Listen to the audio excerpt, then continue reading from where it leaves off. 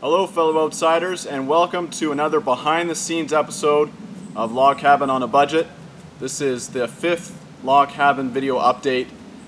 We finished digging all the holes, which was a huge undertaking, but that is finally done. And we are now filling the holes up and getting ready to put the boulders on top of each one as a footing, and there's 9 holes in total. So today my dad and I are out here collecting more field stone for the holes. It takes a surprising amount of stone to fill up each hole that we've dug. And so today we have a flatbed wagon and we're just filling it up with field stone and bringing it out here. And it's quite impressive that we could even get it in this section of the bush because the flatbed wagon is so wide. So there's literally inches between the trees that we're going through.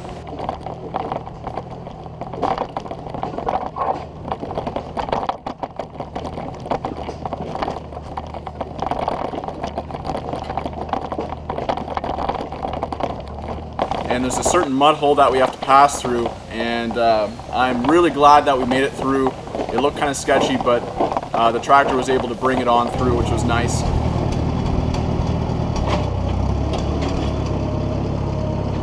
Get going. We're good.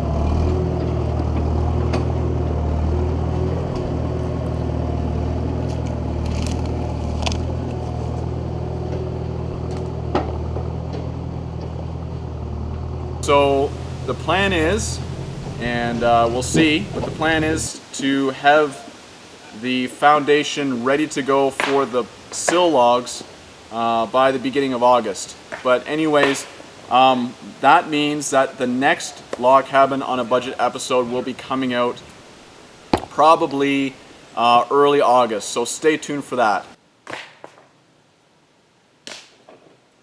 As I worked away at moving the fieldstone, I recalled a strange encounter we had with a raccoon this past winter. After reflecting upon the incident, I realized that it would be worth sharing with the hope that the knowledge I gained from my experience might be beneficial to someone else. My friend and I were headed out for another day of cutting posts when we spotted a raccoon up ahead.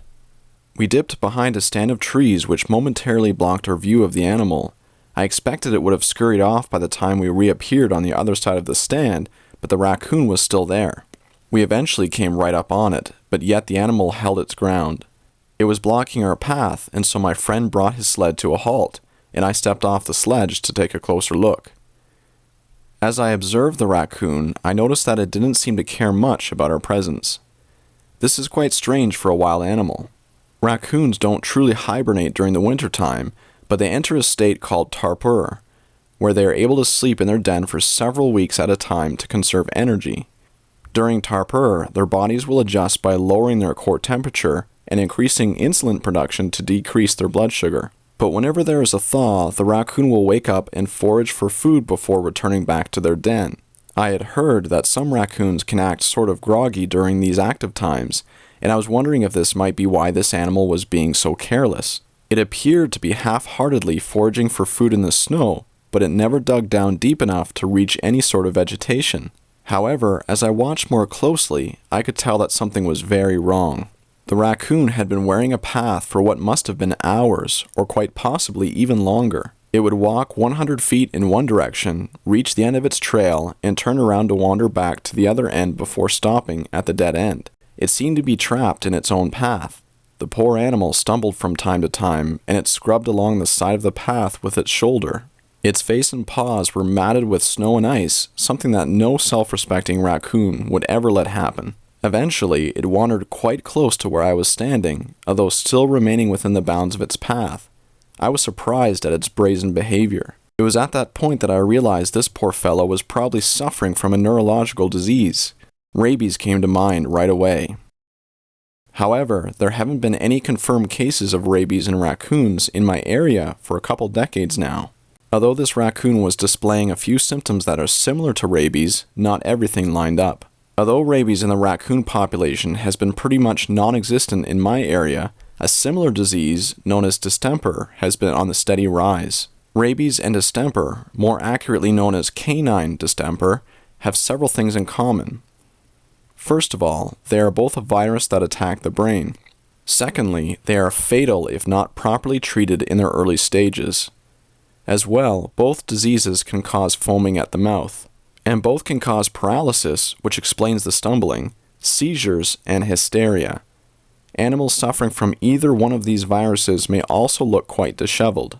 But here is where the two diseases are different.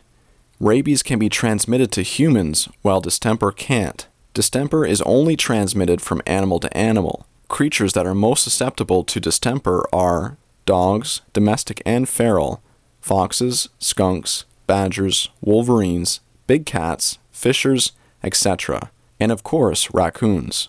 Rabies is transmitted through saliva, mostly through bite, whereas distemper is more contagious for the species of animals that can catch it. That's because an animal can catch distemper even just by being near another animal that is carrying the virus. Rabies will often cause its victim to enter a furious stage, where they are overly aggressive and will attack anything near them. But not all rabies carriers become furious. However, animals suffering from canine distemper are rarely aggressive.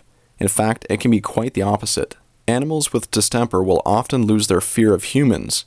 They will move slowly and will often stumble. They may also appear to be blind, confused, or wander aimlessly. They may also have chewing fits along with seizures, which I've already mentioned. As it turns out, the raccoon we came across was a textbook example of distemper. Knowing that the disease would almost certainly be fatal for the poor animal, I wished that I had my gun with me so that I could do the humane thing and put it out of its misery. We returned a couple hours later, only to discover that the raccoon was already gone. We warned the neighbors in our area to keep a short leash on their dogs for the next few weeks, and after that, we made sure to carry a rifle with us, just in case. We also kept a sharp watch out for any coyotes acting strangely, as there are many in our area. But fortunately, we found no more cases of distemper from that time on.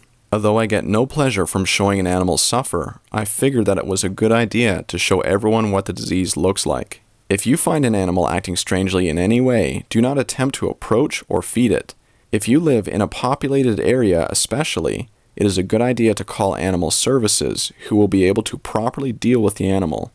Number one, so that it will not have to suffer any longer than it needs to, and secondly, so that the disease will be kept from spreading. As well, make sure to keep your dogs vaccinated for rabies and distemper. That's all for now. Stay safe out there, my friends.